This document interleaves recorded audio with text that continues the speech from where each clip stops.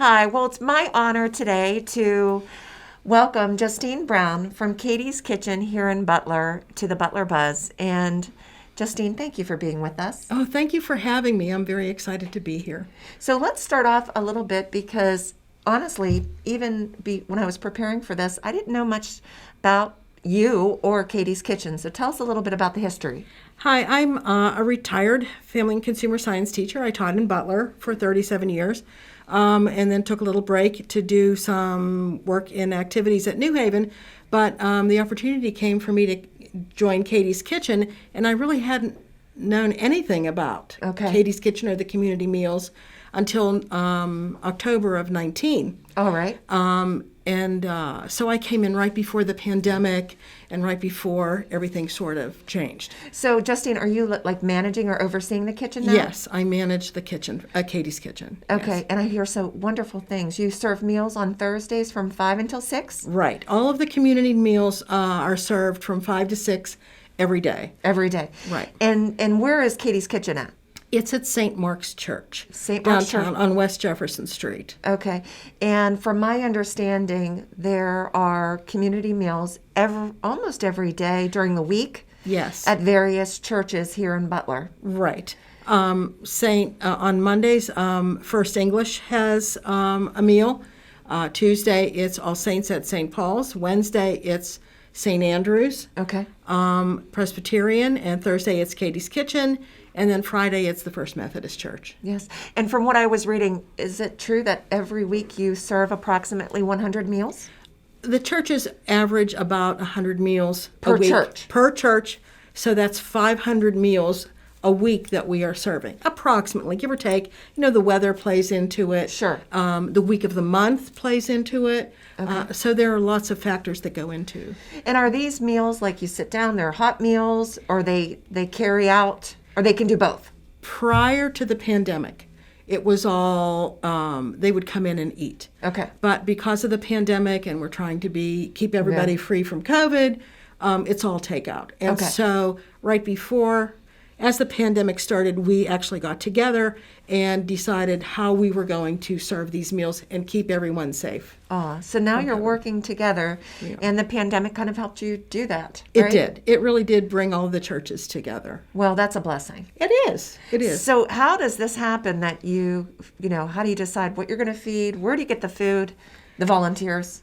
The volunteers come from the various churches, and I don't know about the other churches, but we have at Katie's a lot of volunteers from a lot of different churches in Butler. Okay. But they're all very dedicated in all of the churches, and some of them have been there from the very beginning. And Katie's has been serving meals for 27 years. Wow. And some of the other churches, I know First English has been serving over 30 years.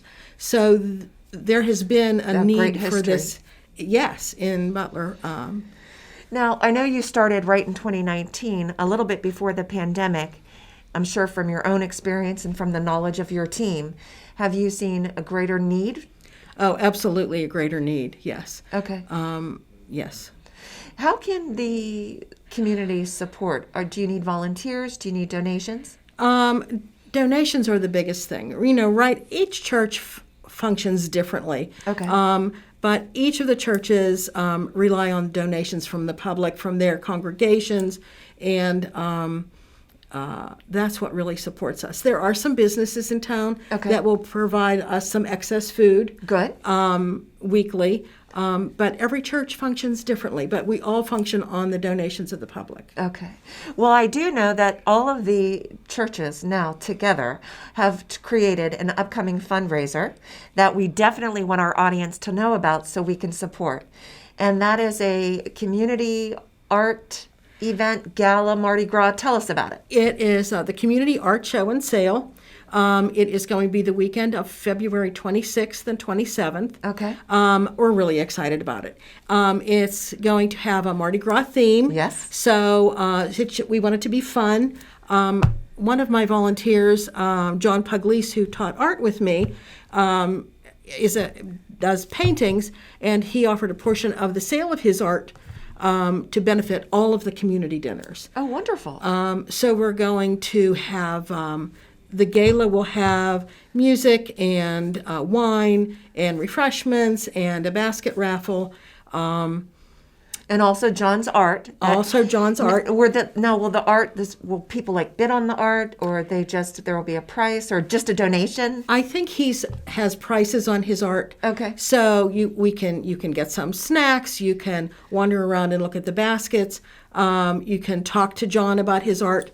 I think he is going to be working on a piece of his art and During the event? During the event, so you can watch the process. Yes. Of how he develops his paintings. Oh, that's wonderful. Yeah, it's going to be an exciting event. Yes. That's Saturday night, and tickets are needed for that event. Right, and I did see it was $20 a person. Yes. Or $30 for a couple. Right. And it is a ticket-only event. I assume there's a limited number of tickets? Yes.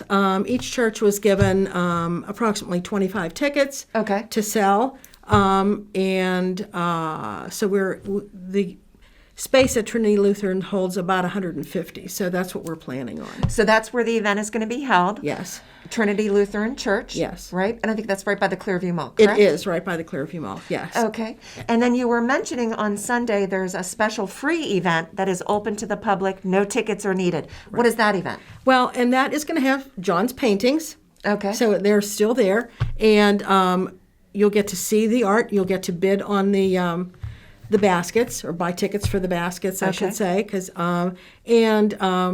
have a nice afternoon of get out of the cold, see some art, and we'll have some music there. And so it'll be a fun weekend. Well, thank you so much for sharing your time with us today. Oh, you're I'm sure you spend a lot of time in the kitchen, right? Yeah, but that's where I enjoy being. Oh, well, actually, so do I. So thank you for everything that you do. Good luck with your event. And please consider supporting our local community meals that serve so many people here in Butler. Thank you.